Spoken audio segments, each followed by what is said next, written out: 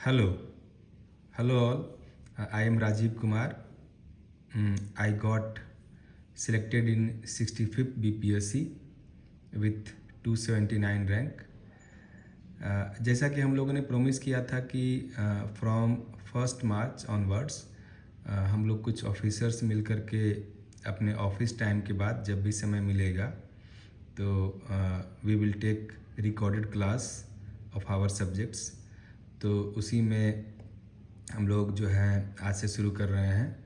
और सबसे पहले हम लोग का टारगेट है कि ये बीपीएससी यूपीएससी का जो एग्ज़ाम होता है तो अभी नियर टारगेट जो है वो फर्स्ट में सबसे पहले एईडीओ का एग्ज़ाम है आप लोगों का। तो हम लोग एईडीओ को देखते हुए सबसे पहले अपना जो है टॉपिक उसके हिसाब से डाल रहे हैं। एईडीओ जो है उसमें जो प्रोबेबल क्वेश्चन होते हैं वो आ सकते हैं आपके बीपीएससी का जो ट्री का एग्ज़ाम हो चुका है टीचर्स रिक्रूटमेंट को लेकर के कई बार आपके एग्ज़ाम हो चुके हैं। तो वहीं से हम लोग पहले उसी को देख करके एज ए मॉडल के रूप में हम लोग इस्तेमाल कर रहे हैं। तो सबसे पहले हम लोग बीपीएससी ट्री का जो पहले बार एग्ज़ाम हुआ था ट्री 1 जो है उसका क्वेश्चन देख लेते हैं। जीएस के क्वेश्चन देखते हैं कुछ। ये 2023 में जीएस पेपर 2 का पेपर है जो कि 2023 में आया था। तो इसमें जीएस का क्वेश्चन जो है वो यहाँ से देख लेते हैं। ज्योग्राफी वाला पार्ट सबसे पहले देखते हैं। ये है 28 नंबर। ये है आपका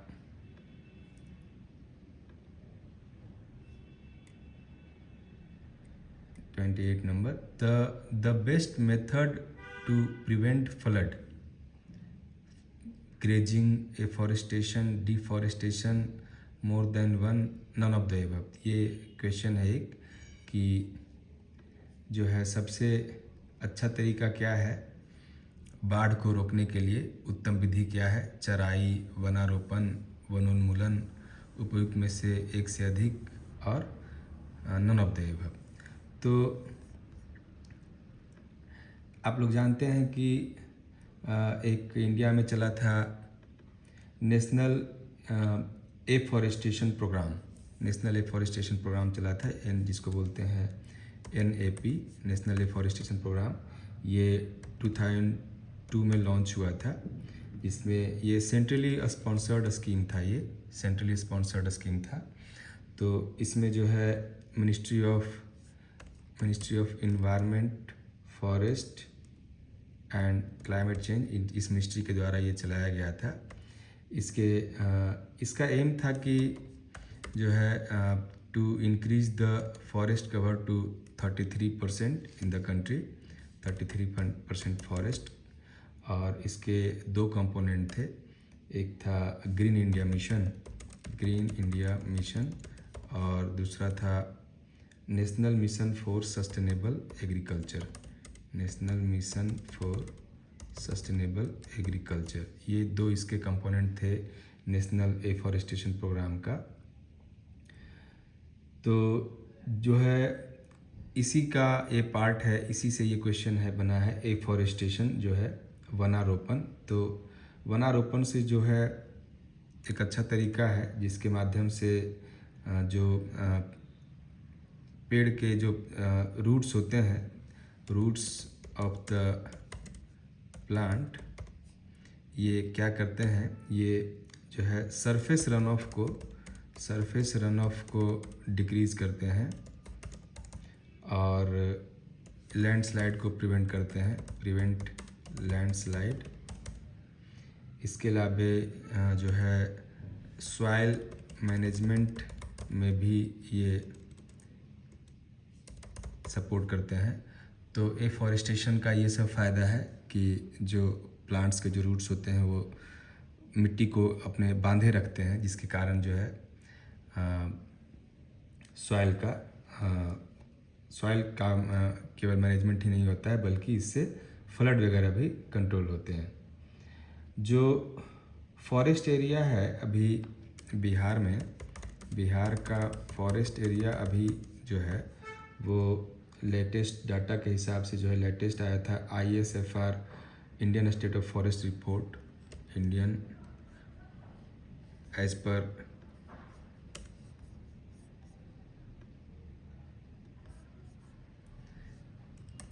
एज पर ISFR 2023 जो लेटेस्ट फॉरेस्ट का रिपोर्ट है उसके हिसाब से बिहार में जो फॉरेस्ट है अभी वो है 7.3% of TGA, total geographical area का जो है 7.3% है, जो कि होता है अराउंड 96877 स्क्वायर किलोमीटर होता है।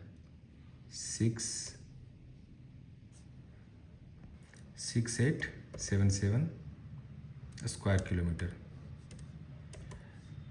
ये जो है एक एज पर स्टेट जो है ये डाटा है बिहार का।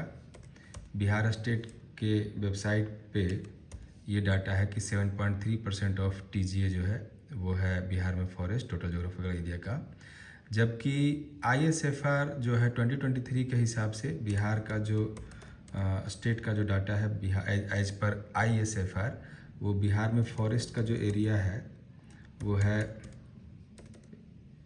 फॉरेस्ट एरिया जो है बिहार में वो है 6.64% है बिहार में फॉरेस्ट का एरिया। लेकिन as per the state Bihar का जो अपना डाटा है उसके हिसाब से उनके वेबसाइट पे है 7.3% of TGA equal to 6877 square kilometre. Bihar का जो टोटल जोग्राफिकल एरिया है, जो TGA ऑफ बिहार जो है वो आप जानते हैं कि 94,163 ये इसका किलोमीटर स्क्वायर है बिहार का एरिया।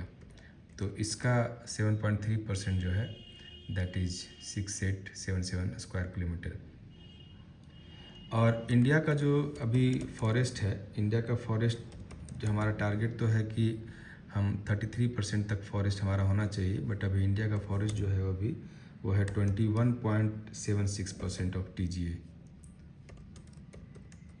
ये जो है as per this ISFR 2023 latest जो डाटा है। और इंडिया का जो TGA है, टोटल जोग्राफिकल एरिया, वो है 3.28 मिलियन स्क्वायर किलोमीटर। ये इंडिया का TGA है, टोटल जोग्राफिकल एरिया। तो ये था ISFR रिपोर्ट। और इसके हिसाब से अकॉर्डिंग टू दिस रिपोर्ट जो सबसे ज़्यादा फॉरेस्ट है, लार्जेस्ट फॉरेस्ट आपके किस स्टेट में है, वो है लार्जेस्ट फॉरेस्ट जो है वो है MP में। एज एरिया के टर्म्स में लार्जेस्ट फॉरेस्ट एरिया के टर्म्स में जो है वो है MP में। Largest forest area in the country वो है MP में। लेकिन एज ए परसेंटेज जो है, अगर स्टेट का अपना TGA जो होता है और उसका परसेंटेज कितना एरिया जो है फॉरेस्ट है, तो उसके हिसाब से जो है वो सबसे ज़्यादा लक्षद्वीप में है एज पर इट्स एरिया परसेंटेज, लक्षद्वीप। और सेकंड नंबर पे मिजोरम। तो इन टर्म्स ऑफ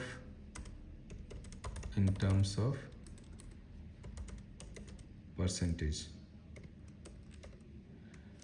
तो इन टर्म्स ऑफ अगर एरिया की बात करें तो इंडिया का सबसे ज़्यादा फॉरेस्ट कहाँ पे है, वो है MP में। जबकि अगर परसेंटेज के टर्म्स में अगर देखें अपने एरिया का कितना अधिक से अधिक भूभाग जो है वो फॉरेस्ट एरिया हो, तो वो सबसे ज़्यादा जो है वो है लक्षद्वीप में, उसके बाद मिजोरम में। अच्छा, और इंडिया का जो फॉरेस्ट है, इंडिया में कितना फॉरेस्ट जो है वर्ल्ड के टर्म्स में, इंडिया जो है वो 9th है टोटल फॉरेस्ट एरिया जो है। इंडिया का रैंक जो है वो है 9th in world in terms of forest. और इंडिया जो है वो कार्बन सिंक के टर्म्स में इंडिया का रैंक जो है 5th है। ये सब जो है ये 5th इन कार्बन सिंक। सबसे ज़्यादा कार्बन का जो स्टोरेज CO2 को जो है कैप्चर कर सकता हो, तो वो कार्बन सिंक कहलाता है। तो वो सबसे ज़्यादा जो है वो है इंडिया में 5th रैंक है पूरे वर्ल्ड में। और नेट गेन जो है, net gain in forest area, अगर इसकी बात करें, net annual gain in forest area, net annual gain in forest area, तो इसमें इंडिया का जो रैंक है वो है 3rd इंडिया का जो रैंक है वो है 3rd। और ये सारा जो डाटा है ये है as per, this is as per GFRA, global forest report जो आता है, global forest resource assessment, GFRA जो है 2025 का ये डाटा है। ग्लोबल फॉरेस्ट रिसोर्स असेसमेंट, इसके टर्म्स में ये है। ये जो है इंडिया के पास, ये तो रैंक के टर्म्स में था 9th, और इंडिया के पास जो है 2% ऑफ वर्ल्ड फॉरेस्ट है, 2% ऑफ वर्ल्ड्स फॉरेस्ट इंडिया के पास जो है। और अगर वर्ल्ड में कितना फॉरेस्ट एरिया है, तो वर्ल्ड का जो टोटल लैंड है, वर्ल्ड का जो फॉरेस्ट एरिया है वर्ल्ड में, वो है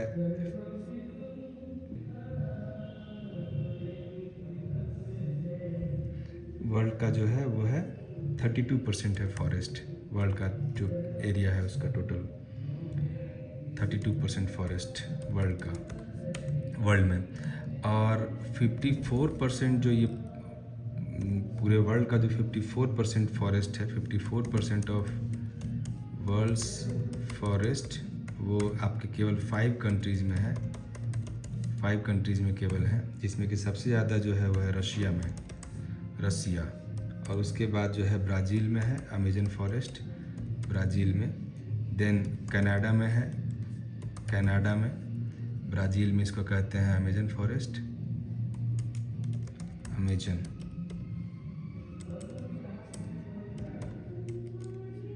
और कनाडा में है आपका बोरियल फॉरेस्ट, इसको बोलते हैं। तो वर्ल्ड का जो टोटल फॉरेस्ट है उसका 54% यानी हाफ से ज़्यादा वो केवल 5 कंट्रीज़ में है बोरियल फॉरेस्ट, ये कनाडा में। सबसे ज़्यादा रशिया में, देन ब्राज़ील, देन कनाडा, और उसके अलावा यूएस और चाइना में, यूएस और चाइना। इंडिया में उस जो है ये बोरियल फॉरेस्ट क्या होता है? बोरियल फॉरेस्ट जिसको हिंदी में टैगा बोलते हैं, बोरियल हिंदी में बोलते हैं टैगा फॉरेस्ट। तो ये बोरियल फॉरेस्ट क्या होते हैं? ये 50 डिग्री से 70 डिग्री के बीच में जो है 50 to 70 डिग्री नॉर्थ लेटीट्यूड में ये पाए जाते हैं। ये कोनीफेरस टाइप के फॉरेस्ट होते हैं, कोनीफेरस फॉरेस्ट होते हैं, जिसको कि हिंदी में बोलते हैं शंकुधारी कोनीफेरस फॉरेस्ट होते हैं ये, और शंकुधारी इसको बोलते हैं हिंदी में। ये जो है इसमें इसका फीचर जो होता है, जहाँ पे शॉर्ट समर सीजन हो और जो विंटर होता है वो लंबी और ठंडी होती है, शुष्क सर्दी, और गर्मियाँ छोटी होती है। तो जहाँ पे शंकुधारी ट्री पाए जाते हों, तो उस टाइप का जो फॉरेस्ट है that is called boreal forest. तो ये बोरियल फॉरेस्ट पाया जाता है कनाडा में। इंडिया में टोटल जो है अगर हम देखें नेशनल पार्क, तो 106 नेशनल पार्क हैं और 573 वाइल्ड लाइफ सेंचुरीज हैं, वाइल्ड लाइफ सेंचुरी। इस तरह से इंडिया का ये कुछ डाटा था। तो इसके अलावा एक और महत्वपूर्ण बात है, एक है बॉर्न चैलेंज, इसी से रिलेटेड है, CHALLNG, बॉर्न चैलेंज क्या है? बॉर्न जो है वो जर्मनी में रिन नदी जो है, जर्मनी का रिन रिवर के किनारे ये बॉर्न शहर बसा हुआ है। बॉर्न चैलेंज क्या है? बॉर्न चैलेंज में जो है इंडिया ने ये प्रॉमिस किया है, India pledged to bring 26 million hectare of जो है लैंड को रिस्टोर करने का इंडिया ने प्लेज किया है। That is called Bonn challenge. India pledge to bring 26 million hectare degraded land, pledge to restore, India pledge to restore 26 million hectare of degraded land. ये Bonn challenge का part है। तो ये पहला क्वेश्चन था। अभी बैकग्राउंड में काफ़ी आवाज़ आ रहा है, तो आज हम लोग जो है स्टॉप करते हैं इसको। इस तरह से हम लोग जो है आपका क्वेश्चंस के माध्यम से, PYQ के माध्यम से हम लोग जो है सारे ट्री के क्वेश्चन, ट्री में बहुत सारे पेपर अभी आ चुके हैं, तो उन PYQ के माध्यम से ट्री के क्वेश्चंस देखेंगे। और उसके बाद जो है BPSC में और जो एग्ज़ाम्स हुए हैं, तो BPSC एग्ज़ाम में और जो क्वेश्चंस आए हैं PYQ, उनको हम लोग डील करेंगे। तो ये हम लोग का प्लान है कि हम लोग 1 मार्च से जब भी हम लोग को टाइम मिले, एक रिकॉर्डेड लेक्चर जो है सब लोग सारे ऑफिसर्स मिल करके एक रिकॉर्डेड क्लास लेने का प्रयास करेंगे। धन्यवाद।